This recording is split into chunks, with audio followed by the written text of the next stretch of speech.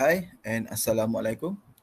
So for today, we are going to present on movie scene analysis uh, on World War Z.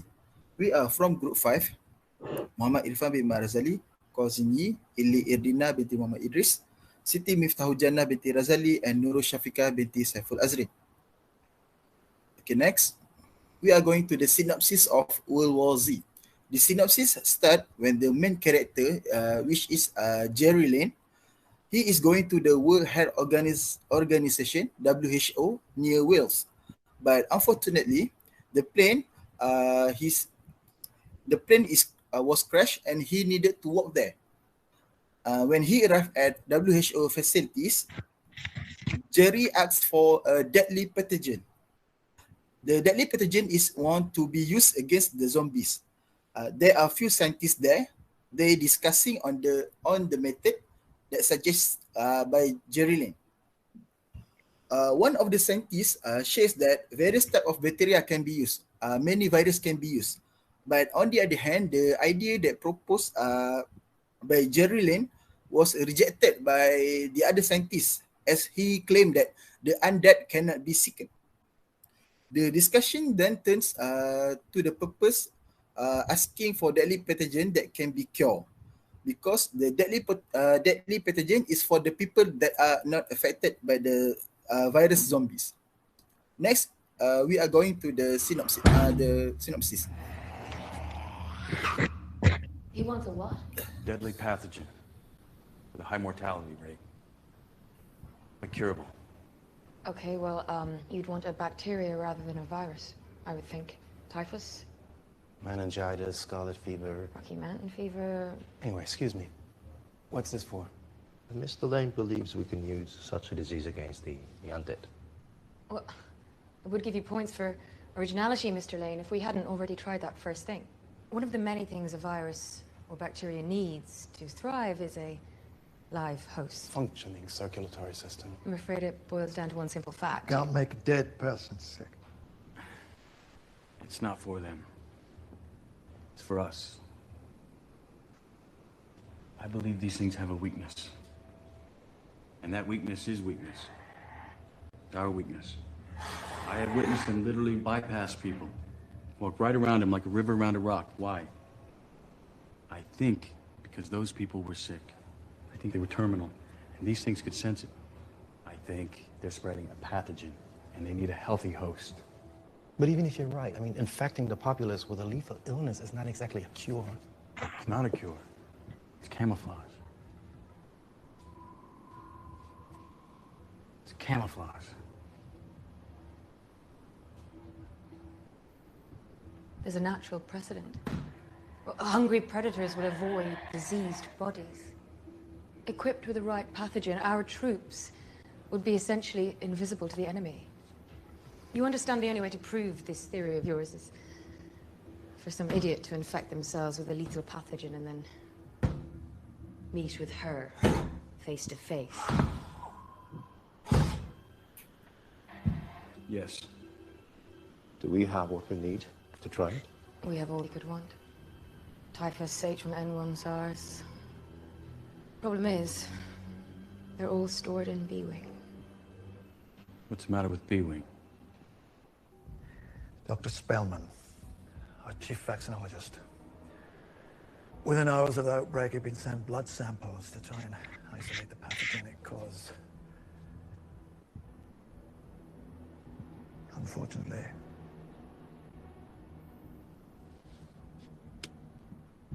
this is B-Wing now.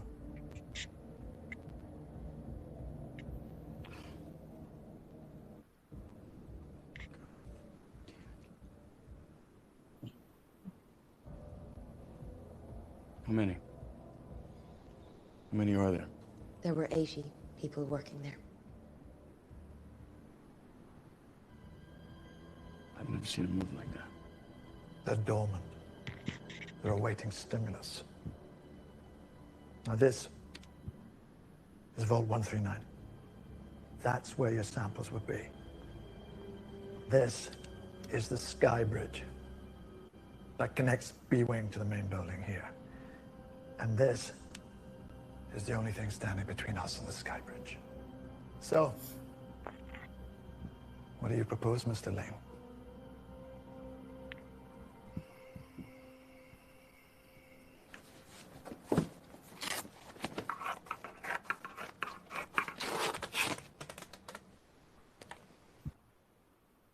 Okay, that's the scene. So we going next.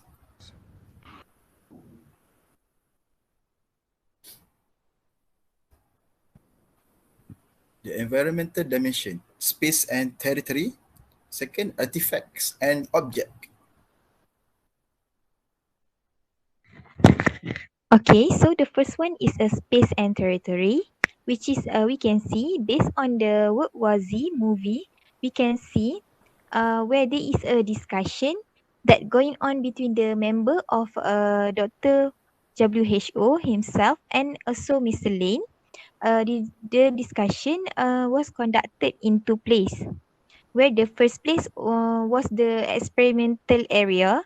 The table that they use is the table where the Dr. WHO performs the experiments, and the discussion took place at a cycle table, which is located in a center of the laboratory.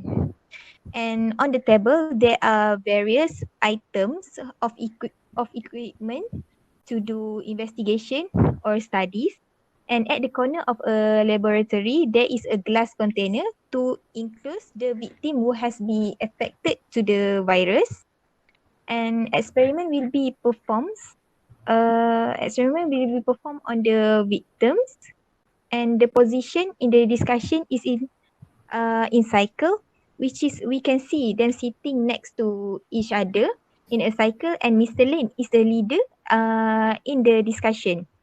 So the second discussion is took place in the CCTV room, which is they all can see the footage of the virus attack on Dr. WHO Dr. WHO, which is Dr. Spillman. Dr. Spillman has been hit by the virus in the B wings, and the building they occupy now is a main building, and there is a way called Sky Bridge, which is the Sky Bridge connected with the two building, which is the main building. And the discussion was conducted in irregular position, where Mr. Lin was sitting in front of the CCTV footage, and the other members were in the back. And the discussion was informal because the disorganized position, and the room is also filled with the CCTV and computers. Thank you. Okay, the second one is artifact and object. Okay, in this movie, World War Z, the scene is taken at 1:30:39 to 1:30:23, show that the discussion was done at WHO facility. There are so many equipment and tools such as microscope, test tubes, and clinical drugs, and also the storage.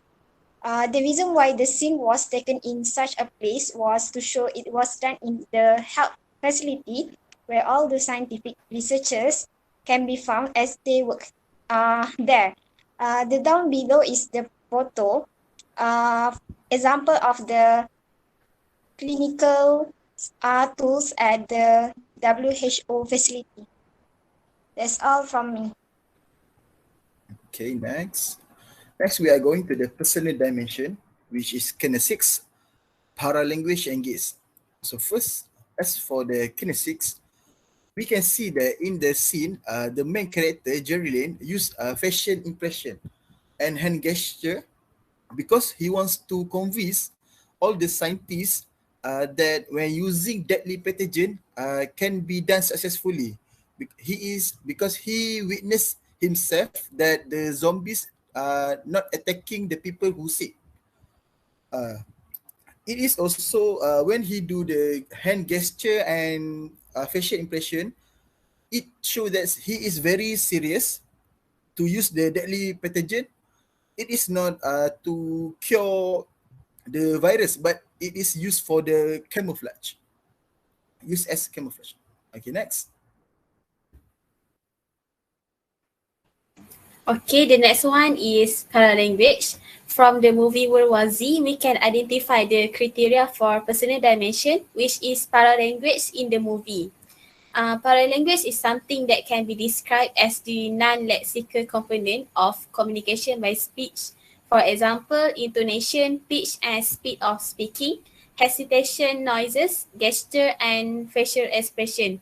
So, based on this scene, we can see the element of paralanguage in this movie in the scene 1:30:59.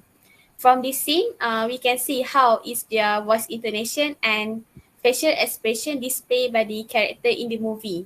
So, based on Gary Lane's expression, who acts as the United Nations investigator, we can see that he is desperately looking for the deadly pathogen that can use against the undead. And then we can see that this Gary Lane also have increasing his voice intonation and reducing his speaking speed when he explained about the pathogen that against the zombie virus, so that he is convincing other WHO doctor and scientists that this pathogen can against the zombie virus, as he have already witnessed the undead does not attack the sick people. Okay, that's all. Deadly pathogen with a high mortality rate. Okay, so for the part of the personal dimension in J, so in the scene we can see that Jerry Lane looks into the eye of the female scientist to express his intention of wanting the deadly pathogen. This is because he wanted to seek the agreements from the scientists and try to persuade them that deadly pathogens can be used to treat the zombie diseases, and zombies do not affect the people that are sick or severely injured. So he suggested that these zombie pandemic issues can be solved by camouflaging themselves to be infected with a deadly pathogens. So for the next scene, Needs to thrive is a live host. Functioning circulatory system. I'm afraid it boils down to one simple fact. Can't make a dead person sick.